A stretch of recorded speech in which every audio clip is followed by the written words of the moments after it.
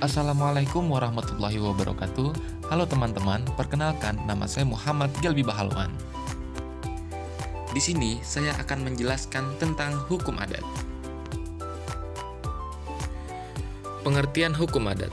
Dalam buku Sistem Hukum Indonesia, karya Soekardi, hukum adat adalah keseluruhan kaidah-kaidah atau norma-norma, baik tertulis maupun tidak tertulis, yang berasal dari adat istiadat atau kebiasaan masyarakat Indonesia untuk mengatur tingkah laku dalam kehidupan bermasyarakat. Terhadap yang melanggarnya akan dikenakan sanksi. Istilah hukum adat pertama kali diperkenalkan oleh Profesor Dr. Christian Snoek dalam bukunya yang berjudul De Aceurs atau Orang-orang Aceh, yang kemudian diikuti oleh Profesor Mr. Cornelis van Vollenhoven dalam bukunya yang berjudul Het Adah Rijk van Nederland Indie. Sejak itu, yakni mulai akhir 1929, pemerintah kolonial Belanda mulai menggunakan istilah adat secara resmi dalam peraturan perundang-undangan Belanda. Selanjutnya adalah tujuan adanya hukum adat. Sebenarnya tidak ada tujuan terperinci dan jelas soal tujuan adanya hukum adat yang berlaku di masyarakat.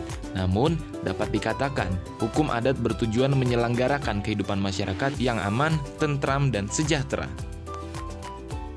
Lingkup hukum adat hanya mengatur hubungan antar satu masyarakat dengan lainnya serta penguasa dalam masyarakat. Hukum adat berpedoman pada asas-asas kerukunan, kepatutan, keselarasan dalam pergaulan dan bersifat religio magis. Lalu, unsur dan sumber hukum adat apa ya teman-teman? Unsur-unsur hukum adat. Yang pertama, adanya tingkah laku yang terus-menerus dilakukan oleh masyarakat. Yang kedua, tingkah laku tersebut teratur dan sistematis.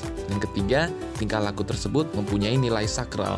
Yang keempat, adanya keputusan kepala adat. Yang kelima, adanya sanksi atau akibat hukum. Yang keenam, tidak tertulis. Yang ketujuh, ditaati dalam masyarakat. Selanjutnya yaitu sumber hukum adat. Yang pertama, adat istiadat atau kebiasaan yang merupakan tradisi rakyat. Yang kedua, kebudayaan tradisional rakyat.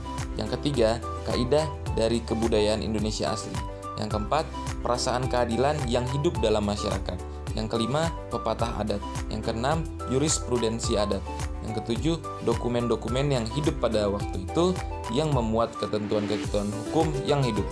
Yang kedelapan, kitab-kitab hukum yang pernah dikeluarkan oleh raja-raja. Yang kesembilan, doktrin tentang hukum adat. Yang kesepuluh, hasil-hasil penelitian tentang hukum adat. Yang kesebelas, nilai-nilai yang tumbuh dan berlaku dalam masyarakat. Mungkin itu saja yang bisa saya sampaikan. Terima kasih atas perhatiannya. Wassalamualaikum warahmatullahi wabarakatuh.